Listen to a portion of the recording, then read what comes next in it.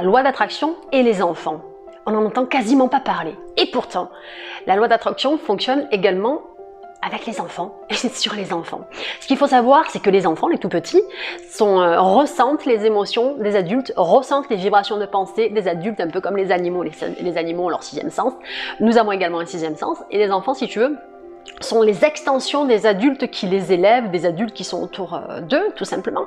Donc quand tu as des adultes qui sont équilibrés, qui sont joyeux et qui sont calmes et sereins, les enfants attractent, comme les adultes, leur état intérieur, tout simplement. Et ce qui va se passer quand il arrive des catastrophes, quand il arrive quelque chose qu'il ne faut pas, que ça peut être une maladie, quand un enfant est malade, la plupart du temps, bon, bien sûr, tu as la génétique qui rentre en jeu, tu as l'ADN, tu as l'hérédité, mais l'hérédité, c'est l'hérédité mentale également. On récupère l'hérédité physique de nos ancêtres et également tout l'état d'esprit des personnes qui nous ont mis au monde et qui nous ont élevés et l'environnement dans lequel on grandit. C'est un gros impact.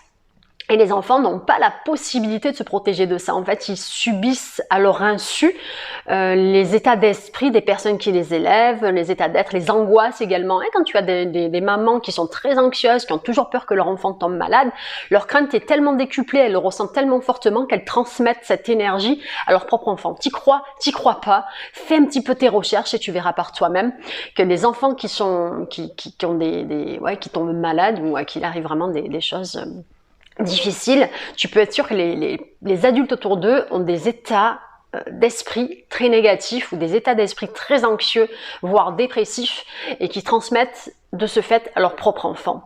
Et toutes leurs craintes, tout ce qu'ils ne veulent pas voir apparaître, en fait, ces adultes-là se concentrent tellement dessus qu'ils le transmettent. Et c'est ce qui finit par se passer, puisque notre attention, notre focus, notre bonne énergie ou notre mauvaise énergie, on la transmet autour de nous. Et les enfants, je le répète, n'ont pas la capacité de rejeter l'information, contrairement à une personne adulte qui n'a pas l'esprit subconscient complètement ouvert. Hein, d'accord ? Un enfant a l'esprit subconscient complètement ouvert et il absorbe telle une éponge les énergies et tout ce qui se passe autour.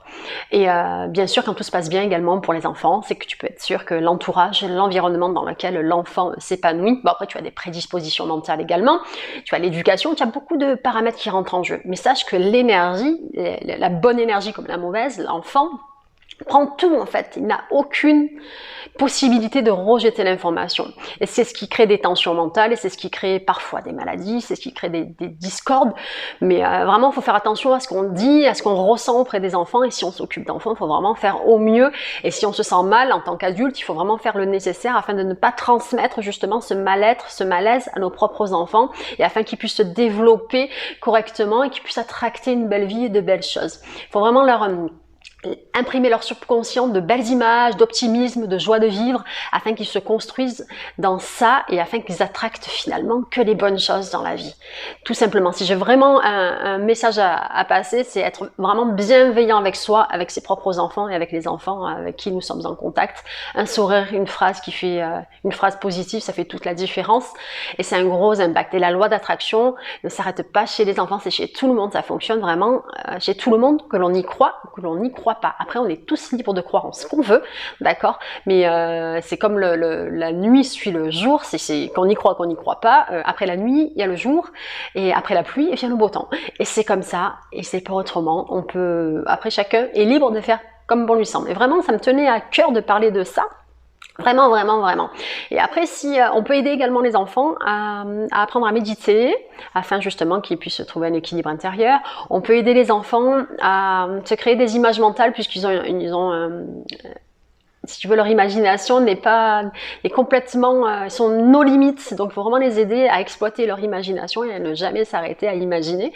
Et afin justement de continuer, afin que ça soit naturel. C'est normal d'imaginer, c'est normal de rêver. Et vraiment leur semer des graines de bonnes choses, de bienveillance, afin qu'ils aient la vie de leurs rêves et ne pas leur couper l'herbe sous les pieds, parce qu'en tant qu'adultes, on a nous-mêmes nos limitations. Voilà. Ici c'était Audrey de la chaîne Good Vibes, je vous envoie plein de bonnes vibrations. En attendant, vous prenez soin de vous, je vous dis à très vite les Good Vibers. On n'oublie pas de liker, de s'abonner et de partager.